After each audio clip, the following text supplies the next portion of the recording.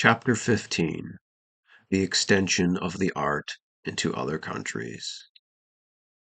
The legend of the craft next proceeds to narrate how Masonry was extended into diverse countries, some of the Masons traveling to increase their knowledge of their art, and others to extend that which they already possessed.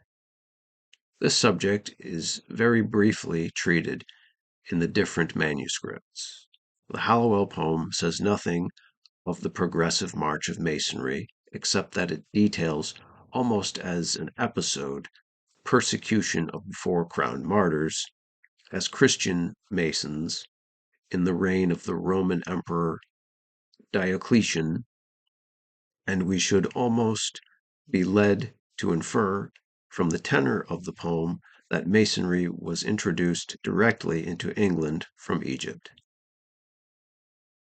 The Cook manuscript simply says that from Egypt Masonry went from land to land and from kingdom to kingdom until it got to England.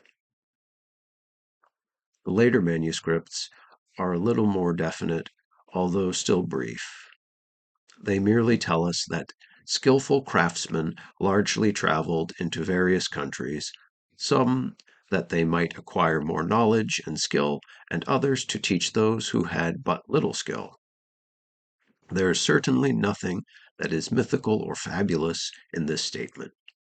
Every authentic history of architecture concurs in the statement that at an early period, the various countries of Europe were perambulated by bodies of builders in search of employment in the construction of religious and other edifices. The name, indeed, of traveling Freemasons, which was bestowed upon them, is familiar in architectural historical works. Footnote.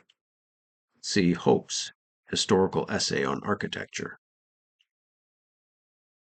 Indeed, as Mr. George Godwin says, there are few points in the Middle Ages more pleasing to look back upon than the existence of the associated Masons.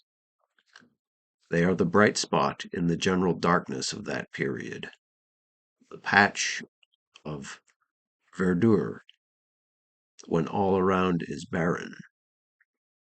Footnote. The Builder, Volume 9, page 463.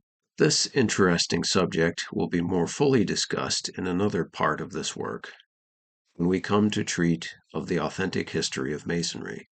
This portion of the legend cannot be said to belong to the prehistoric period.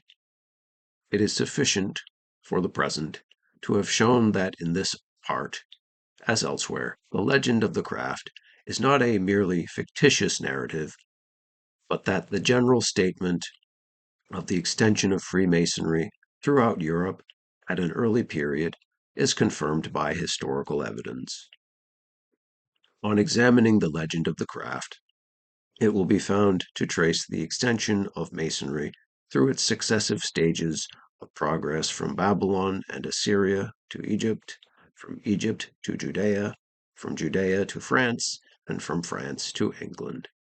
Accepting Masonry and the art of building as synonymous terms, this line of progress will not be very adverse, with some necessary modifications to that assumed to be correct by writers on architecture.